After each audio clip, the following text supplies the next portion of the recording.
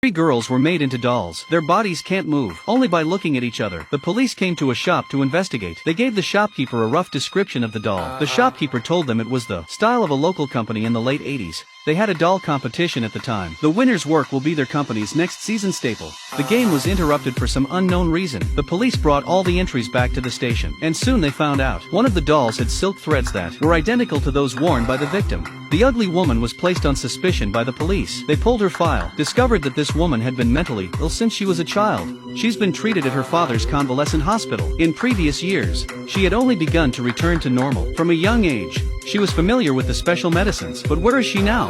The police had to look for it one by one. They found the woman's father first, but her father didn't cooperate. He didn't believe his daughter was a murderer. Then the police found the clue. He took the toys off the shelves one by one, and then asked the woman's father a few questions. After getting the answers, the police speculated that woman was abused by her father when she was very young, and then forced her into a series of psychiatric treatments. To keep her quiet, he would give his daughter a series of dolls. When there is no use, he will take all her dolls back. So the cops gave her dad two options. Ask him to give her daughter's address, or the police will investigate him on that theory. Thinking about it, a new address came out. At the same time, Lisa found herself able to move her arms. She took advantage of the ugly woman to leave the interval very difficult to pull out the body of the infusion tube.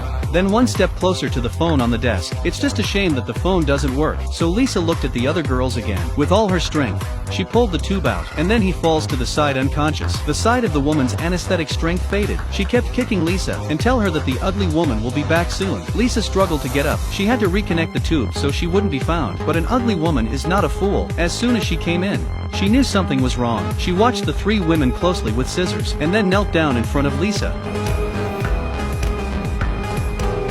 Don't leave me.